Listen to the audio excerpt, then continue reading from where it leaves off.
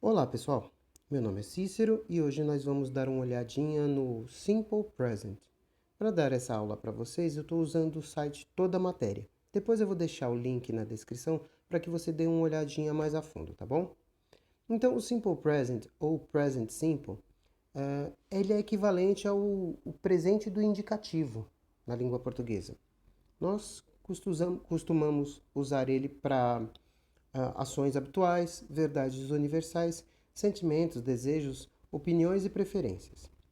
Existem algumas regras que nós precisamos seguir para montar uma frase, conjugar uma frase no Simple Present. Vamos dar uma olhadinha aqui. Quando nós formamos a frase, conjugamos uma frase em inglês, nós seguimos um modelo parecido com o português. Ou seja, em português nós temos sujeito, verbo e complemento na sua estrutura, com algumas pequenas variações. No caso, em inglês, nós devemos seguir essas condições: sujeito, verbo e complemento, com algumas pequenas diferenças também. Mas vamos lá, vamos dar uma olhadinha na forma afirmativa. Então, se eu formar uma frase eu devo começar a frase com um sujeito. Eu tenho, por exemplo, I, you, we e they. Quando eu uso esses pronomes, o verbo ele se apresenta na sua forma básica sem a partícula to, ou seja, na forma infinitiva sem a partícula to. No exemplo que a gente vê um pouquinho mais abaixo aqui, temos o verbo to work. Então você pode reparar nos casos em que eu usei os pronomes I, you, we e they, o verbo apareceu na sua forma básica, que é work, sem a partícula to e sem nenhuma alteração. Mas quando nós usamos os pronomes he, she ou it, o verbo ele é acrescido de um Szinho. Esse S não significa que ele está no plural, tá, gente? Ele é só uma conjugação verbal, só para diferenciar que nós usamos um desses três pronomes, he, she ou it. Se você não lembra muito bem lá a respeito dos pronomes, depois eu vou deixar aqui um link para que você dê uma olhadinha nos pronomes pessoais, tá bom? Prosseguindo. Então, nas frases afirmativas, nós temos sujeito, no primeiro caso aqui, I work, sujeito I, o verbo work, e poderíamos colocar um complemento. Então, I work very well, eu trabalho muito bem. Então, na frase afirmativa, devemos seguir essas condições. Quando tivermos um desses três pronomes, he, she ou it, o verbo vai ser acrescido de S. Tudo bem? Podemos reparar aqui que nós temos o you, ele aparece duas vezes, porque ele pode ser singular ou plural. Depois você dá uma olhadinha lá nos pronomes, na aula de pronomes, para você verificar como isso funciona. Há alguns verbos que têm uma terminação diferente. E eles acabam recebendo não só o S, mas também ES. Você está vendo alguns exemplos aí que terminam com O, Z, SS, CH, SH e X. Na hora de conjugar com os pronomes he, she ou it, não só o S vai ser acrescido, mas também um ES. Alguns verbos que terminam com Y, eles, além de ganhar o ES, o Y é substituído por I. Então, fica dessa forma aí. Fries, por exemplo. To fry, fries. O verbo, ele recebe o I no lugar do Y, mais o ES. Verbos terminados em Y, por exemplo, precedido de vogal, é só acrescentar o Szinho. Aqui nós podemos ver alguns exemplos. I live in Brazil. Eu moro no Brasil. O verbo é o to live, morar ou viver, duas definições, duas acepções do verbo. He teaches Spanish at the university. Ele ensina espanhol na universidade. Em seguida tem they prefer Italian food, e por aí vai. Quando chega aqui no caso que se usa um pronome da terceira pessoa do singular, no caso ela, o verbo vai ganhar es. She watches TV every day. Ela assiste TV todos os dias. Eu também poderia substituir o pronome she por um nome de pessoa. Por exemplo, ao invés de usar ela, eu poderia usar Sally, ou Samantha, ou Sandra.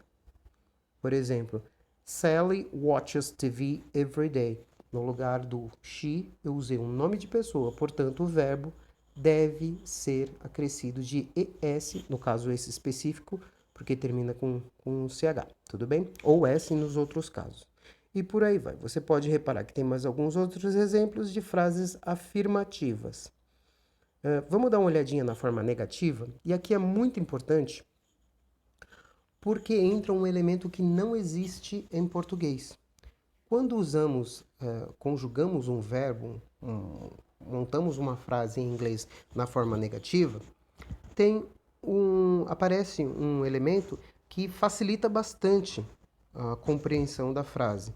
Embora para nós, em português, na língua portuguesa, nós não tenhamos esse tipo de construção. O verbo auxiliar que a gente usa, os verbos auxiliares, são do ou does. Esses verbos auxiliares, eles vão aparecer em frases negativas e também em interrogativas. A gente vai dar uma olhadinha mais para frente nas interrogativas. Então, a construção segue basicamente a mesma da afirmativa, só que com o acréscimo da negativa, claro, do advérbio de negação, mais o verbo auxiliar do ou does, dependendo do sujeito que foi usado na frase. Vamos dar uma olhadinha mais de perto.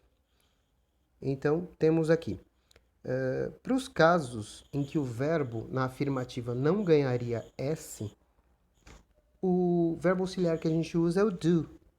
Então, I work seria a frase afirmativa, I do not work seria a frase negativa.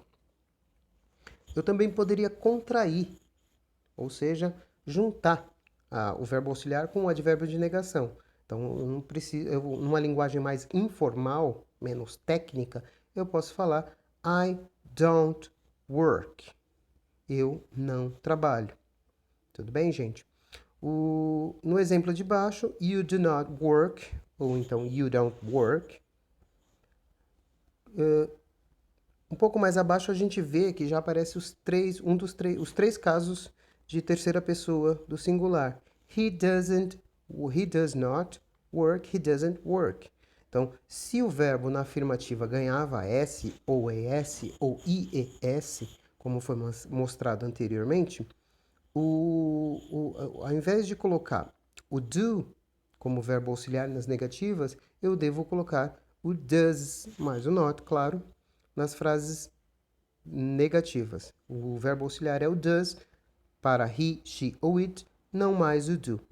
E muito importante para a gente se atentar é que o verbo ele acaba perdendo o Szinho, porque esse Szinho foi parar no verbo auxiliar, tá bom, gente? Então segue aí, he doesn't work, she doesn't work, it doesn't work. Quando usamos we, you e they, o verbo auxiliar volta a ser o do, porque nas afirmativas eles não ganharam o Szinho. Um pouco mais abaixo, a gente vai reparar, a gente vai ter aqui, vamos ter os exemplos, né? Você pode dar uma olhadinha com mais calma depois, entrar no site, conferir lá. E depois a gente vai ter a forma em inglês, nós temos uma condição que nos ajuda a entender que a frase é uma pergunta logo de cara. Isso é bem útil, por exemplo, para frases bem compridas, bem longas. O que acontece em português é que a gente só muda a tonalidade, só muda a intenção da frase. A gente sai de uma frase afirmativa para uma frase negativa. Eu trabalho. Eu trabalho? Então, nesses dois exemplos, o primeiro afirmativo, o segundo interrogativo. Em inglês, é necessário que você coloque o verbo auxiliar na frente do sujeito. Aliás, em toda pergunta, absolutamente toda pergunta em inglês, você tem um verbo auxiliar na frente do sujeito. Às vezes, esse verbo auxiliar é o verbo modal. No caso do verbo to be, do can e por aí vai. A gente vai ver isso mais pra frente. Então, dando uma olhadinha mais a fundo aqui, a gente vai ver nas frases interrogativas. Enquanto que na frase afirmativa eu tinha I work, eu trabalho, ou eu poderia colocar sujeito, verbo, complemento. I work in the morning, eu trabalho de manhã, pela manhã.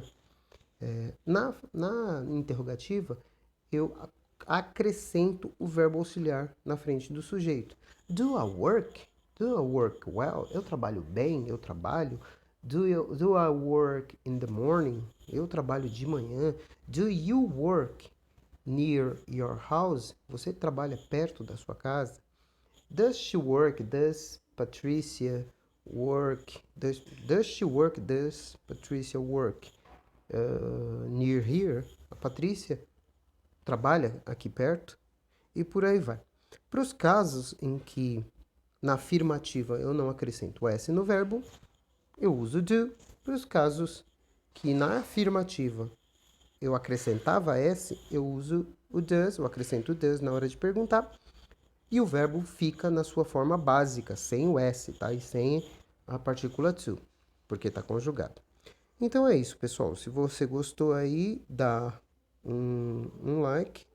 Você pode se inscrever no canal para receber algumas notificações de novas aulas e poder acompanhar aí e tentar melhorar os seus estudos. Um abraço a todos, tchau.